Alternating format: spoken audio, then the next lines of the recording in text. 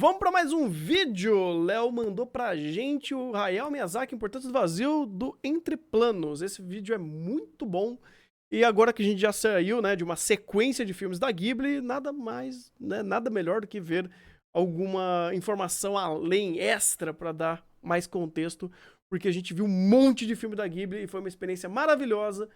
Eu quero desistir de ver anime de temporada, porque, pô, depois de você ver Miyazaki tanto tempo, você olha pro resto das animações e você fala, não vai rolar. Mas é a vida, né? Complicado.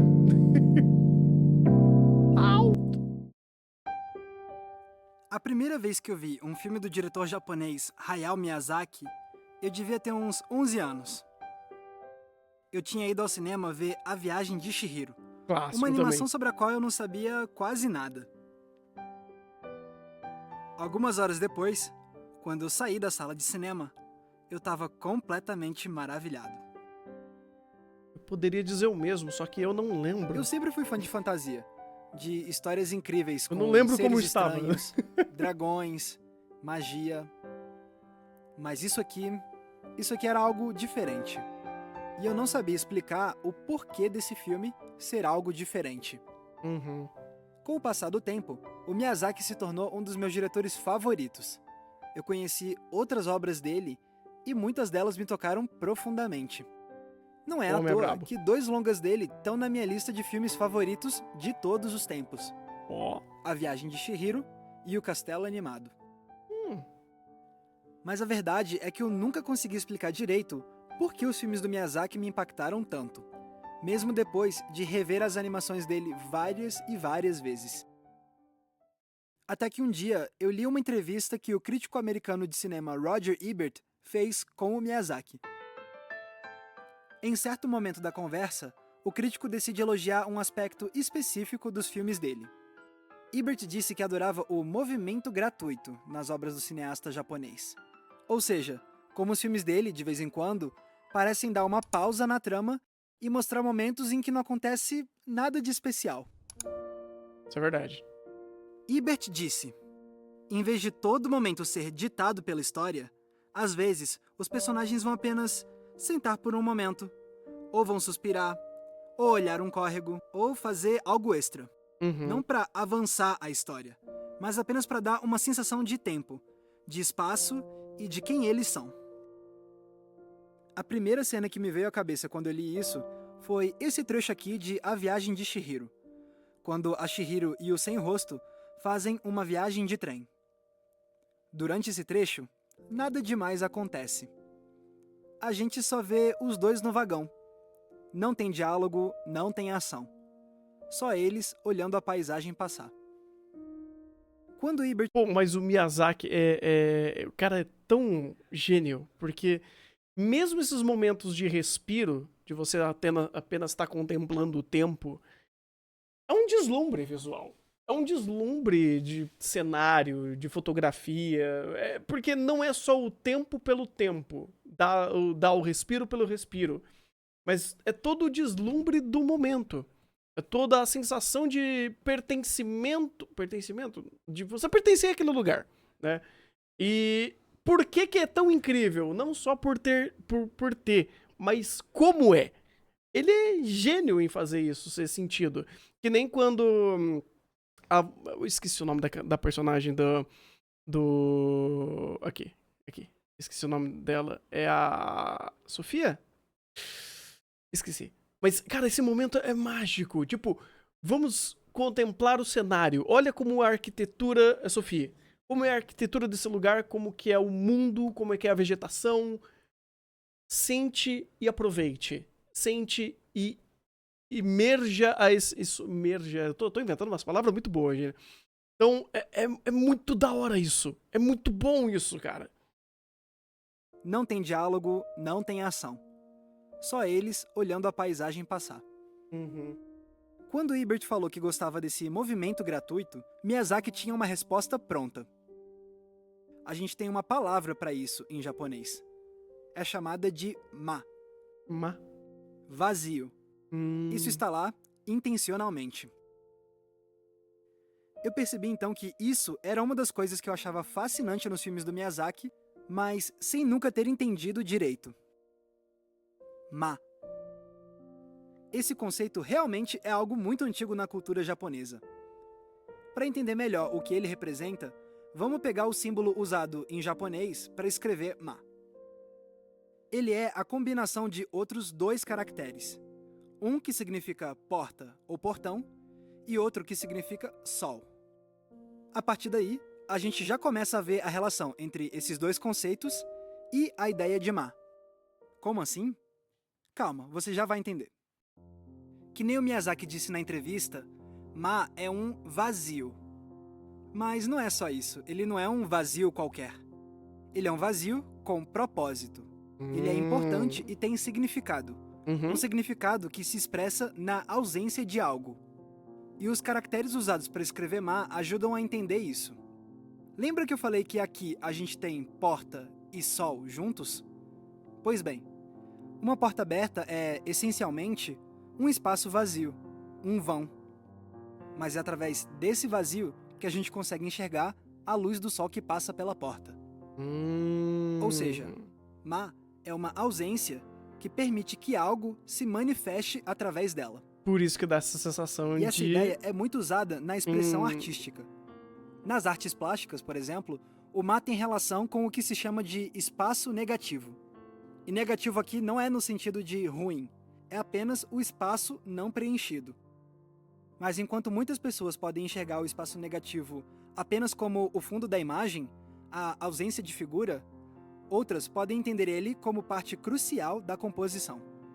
Faz A gente pode sentido. ver isso muito bem, por exemplo, no trabalho do artista M.C. Escher. Repara nessa obra aqui. Ele brinca com nossas ideias do que compõe o fundo e o que compõe o primeiro plano. O que era espaço negativo começa a se tornar, cada vez mais, uma figura proeminente. E a gente vê esse uso do espaço negativo com propósito até mesmo em logomarcas de empresas. Quanto tempo demorou, por exemplo, até você perceber que a logo do Carrefour é, na verdade, um C? Muitas vezes, a gente demora para entender isso justamente porque a gente está acostumado a achar que o branco é apenas um espaço vazio. Mas é nele que se encontra o verdadeiro símbolo da empresa, Sim, a letra inicial dela. O uso de ma existe também em outras áreas. No desenho industrial e na arquitetura, é a ausência de material, mas que faz parte da composição. Os quadrinhos é a transição entre os quadros. O espaço em branco que faz a ligação entre as imagens. E na música, é a pausa entre as notas, tão importante quanto as próprias notas.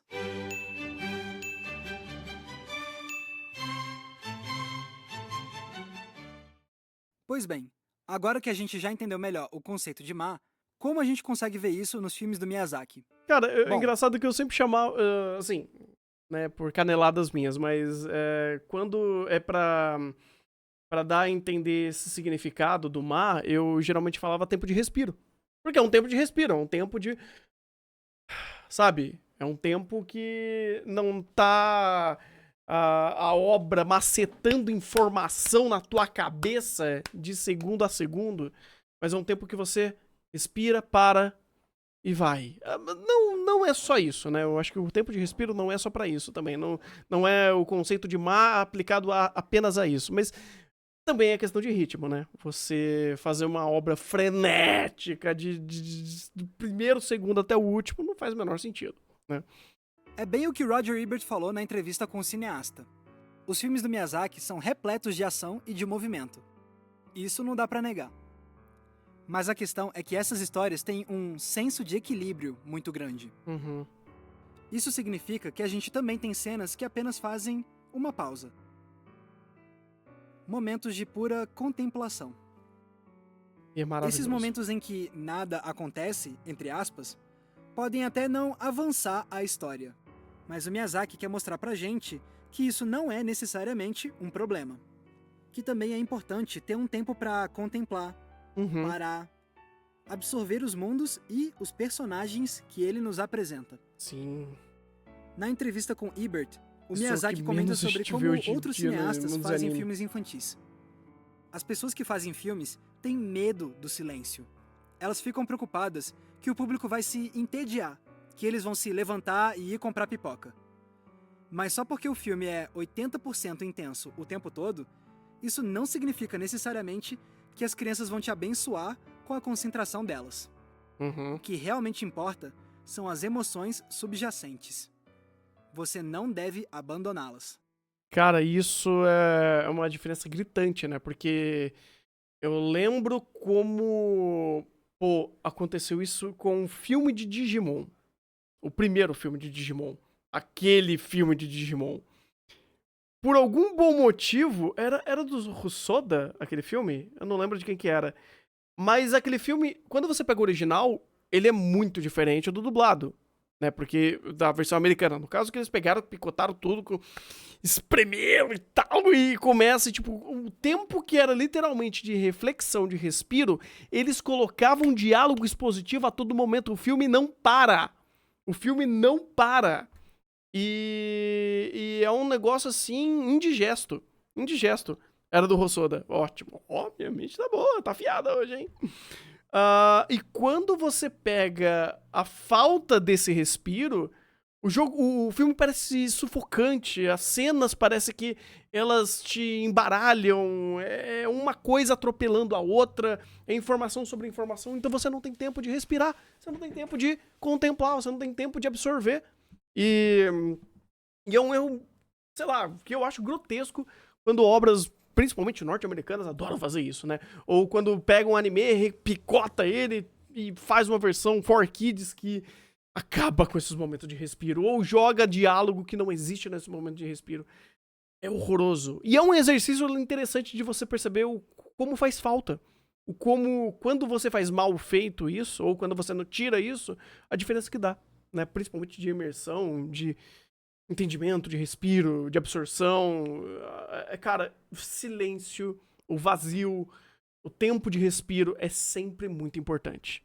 Né? Até para obras de ação, até para obras mais frenéticas, esse tempo pode ser utilizado muito para você absorver, contemplar, parar, porque um ritmo frenético do primeiro segundo até o último não necessariamente é algo positivo na sua obra, né? E às vezes o próprio caos pode te cansar. Então, enfim, eu gosto quando isso é respeitado, o tempo é respeitado. E eu acho que essa é uma das razões que me fez sair do cinema tão impressionado quando vi A Viagem de Chihiro pela primeira vez. Você se sente imerso. Naquela época, eu ainda não entendia, imersão. Mas o que me aconteceu foi um sentimento intenso de imersão. Viu? Não só graças ao meu fascínio pelos elementos fantásticos do filme, mas também porque o Miyazaki permitiu que o mundo criado por ele se construísse na minha frente com um ritmo, com um propósito. Sim. Eu vivi as aventuras de Chihiro, mas também contemplei o mundo ao redor dela. Ela parou e eu parei com ela. E Cara, cada isso vez que eu via Miyazaki outro faz filme do Miyazaki, incrível. essa experiência se repetia. O castelo animado caminhando lentamente pelas montanhas. O porco rosso voando em seu avião. O Totoro e a Satsuki esperando um ônibus na chuva.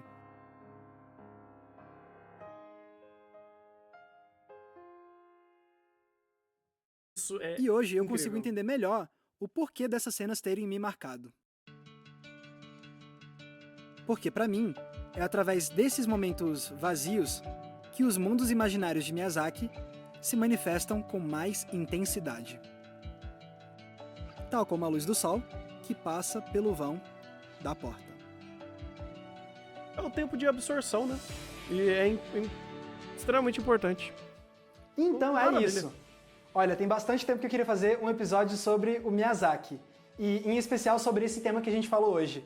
Porque faz uns 3 anos, eu acho, que eu li essa entrevista. E desde então ela ficou na minha cabeça. Faz 10 anos essa entrevista. Agora eu quero porque ouvir o que vídeo vocês tem têm a 10 dizer. anos, 7 Vocês anos. também são fãs do Miyazaki? E vocês se lembram de outros filmes que também têm essas pausas, que tem ma? Fiquem à vontade para escrever aqui embaixo nos comentários tudo o que vocês pensam a respeito disso. Lembrando que se vocês quiserem conferir as nossas fontes e links para outras coisas legais relacionadas a este episódio, é só dar uma olhada aqui embaixo na descrição do vídeo. E aqui na descrição do vídeo vê o vídeo dele. Aqui no Entre Planos, eu ia adorar se você se inscrevesse no nosso canal. Maravilha, maravilha. Pô, mais um excelente vídeo, cara, do Entre Planos, e é sobre isso, sabe? Eu acho que falta muito disso em obras, principalmente de Slice of Life e fantasia. Muitas obras que ou contemplam, ou que têm o objetivo de contemplar o cotidiano, ou contemplar o mundo mágico, o mundo fantasioso, elas se beneficiam muito quando eles dão tempo ao tempo. Acho que, sei lá, obras que fazem isso e fazem até que bem, Yuru Camp, como uma obra de Slice of Life, e Made in Abyss às vezes, um mundo de fantasia. Ele faz. É porque daí ele joga o Kevin Penkin pra brilhar junto, mas tudo bem. O Miyazaki tinha o Joe Hisaishi, é isso? Eu acho que é. Frieren faz isso. Faz sentido, Frieren faz isso. Mas eu acho que o Made in Abyss ele faz... Ou pelo menos no começo ele fazia bastante e fazia muito bem. Mas é isso. Espero que tenha sido um bom vídeo. Foi sempre muito bom ver mais informações, mais reflexões sobre obras do Miyazaki, porque reassistir muitos dos filmes dele ou da Ghibli em si foi uma experiência ótima, maravilhosa. Tipo, mostra o gap gigantesco que tem dos filmes da Ghibli do resto da indústria de anime. E não só da indústria dos animes serializados, mas também dos filmes. Eu acho que o Miyazaki e a Ghibli é algo muito único e deve ser contemplado. E é isso.